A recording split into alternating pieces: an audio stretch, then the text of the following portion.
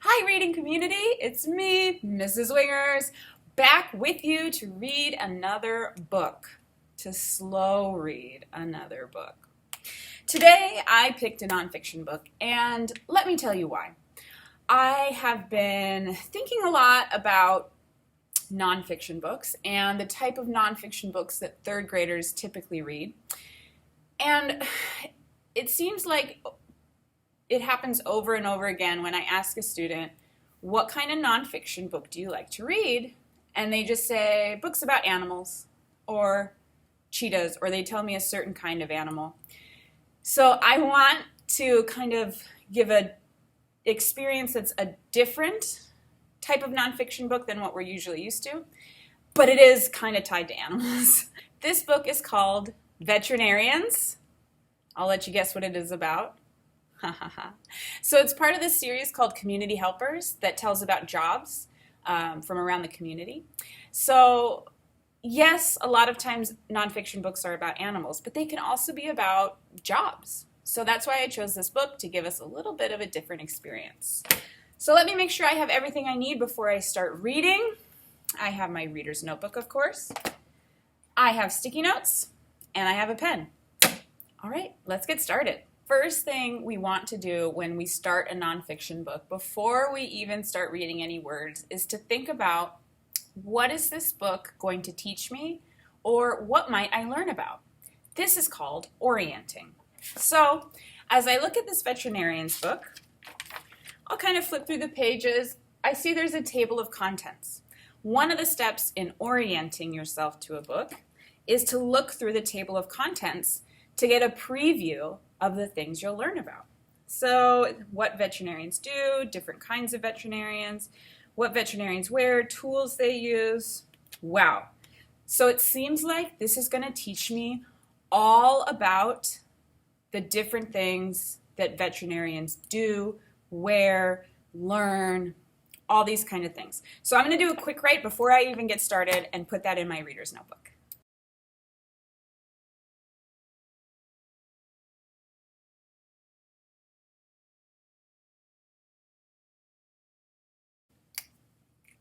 So as you can see, I've written, this book will teach me all about the different things veterinarians do. I'll learn lots of different facts about this job.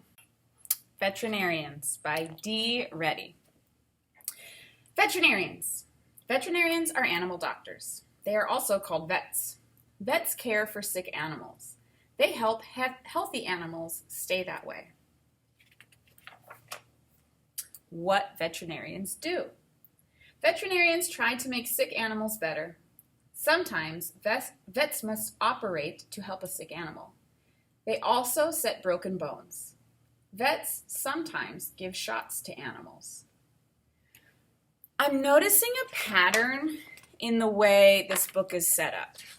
Each page has a different topic, a heading, and then it gives details or a description that tell us about that heading. So this is giving me a really good cue of some notes to take. Let me show you what I'm going to do.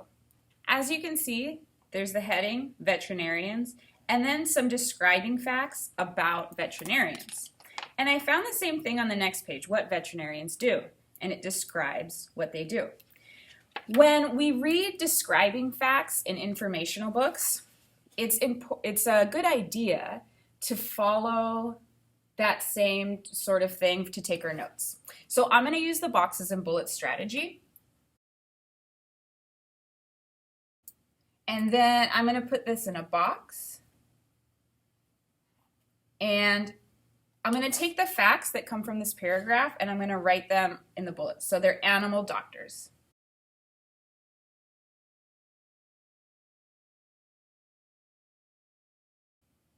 So I've taken the information from this page, and I didn't write the full sentences, just the most important details. So the main idea here is veterinarians, and it's describing who they are. Let me do the same thing for the next page.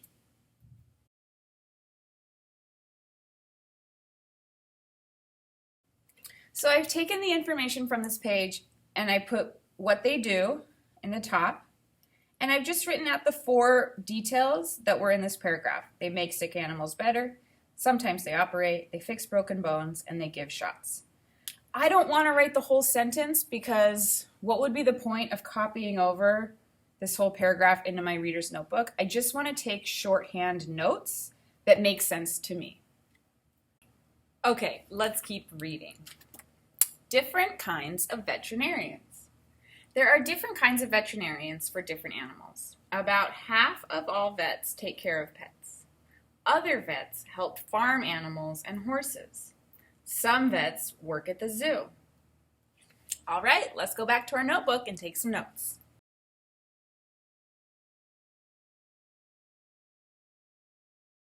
So as you can see, I've written the different kinds of veterinarians. Half take care of pets, half work on farms, and some work in zoos. What veterinarians wear? Veterinarians who work in an office usually wear lab coats. Vets who work on farms wear tall rubber boots and coveralls. A coverall is a one-piece suit worn over clothes to keep them clean.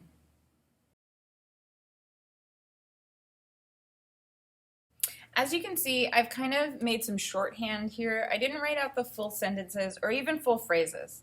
I wrote what they wear in the box, and I said if in an office, it equals lab coats. In a farm, it equals tall boots and coveralls. Now, if someone else were to read this, it might not make a lot of sense to them. But remember, your reader's notebook is for you. It's so you can understand the notes you take. As long as you know what your sentences or phrases or shorthand mean, that's all that matters. Tools veterinarians use. Veterinarians use the same type of tools as human doctors, but a vet's tools are made just for animals. Vets use a stethoscope to listen to the animal's heartbeat. They use a syringe to give shots.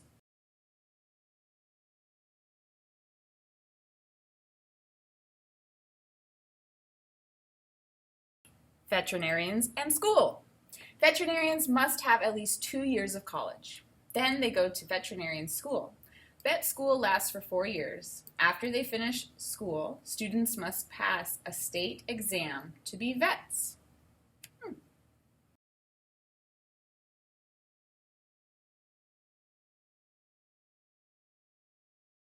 Where veterinarians work. Most veterinarians work at animal hospitals. Animal hospitals have examining rooms and operating rooms. There are also places for sick pets to stay.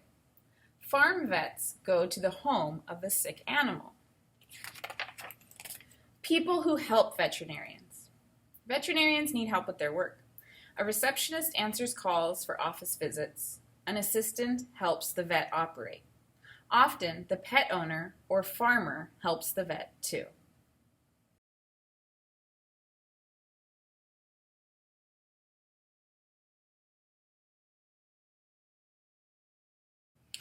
Okay, as you see, I read 2 pages in a row, and then so I did the notes here at the bottom for 2 pages at once. I put on this page where veterinarians work, well, animal hospitals, farms, and the homes of sick animals, and who helps vets. Receptionists, assistants, and the pet owner or farmer. At the end of the book, they also have a hands-on section that tells about how to care for birds, so a little how-to. And they also include a glossary, and it's titled Words to Know. I'll show you under the camera. So here you see the how-to page, and also the glossary here with expert words that have to do with veterinarians, like community, examine, lab coat, operate, stethoscope, and syringe. One option you could have is to write down expert words into your book, but I think we've filled up our page already, and so I'm just going to leave those words off. Look at all these notes we've collected about veterinarians. After reading this somewhat simple text all about veterinarians and the work they do and different details about their job, we've collected lots of different information, and we've also kept it very organized by using this boxes and bullets strategy. So now I'm going to take some time to write a sentence or two about how I'm feeling about this book or what I think about it. And there's not a ton of room left on this page, but I don't want to start a blank page and only have a little bit written. So I'm going to find a spot here. I'm going to get creative.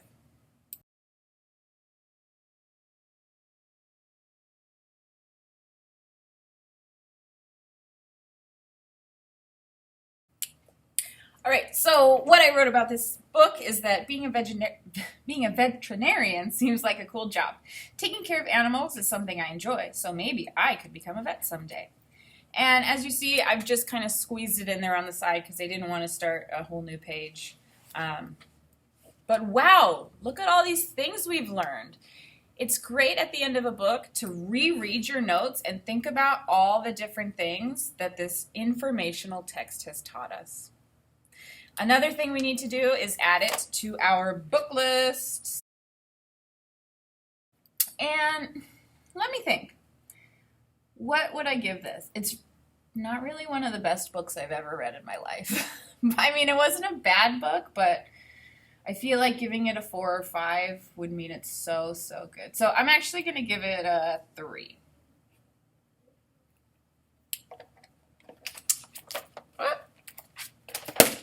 Done. Being a veterinarian seems like it might be a challenging but also really cool job. It takes a lot of schooling to be able to do it, but I think it would be fascinating to work at a zoo.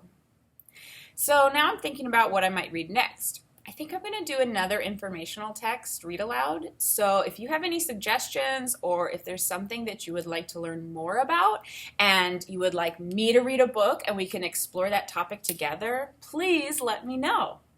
All right, it's so good to see ya. Happy reading.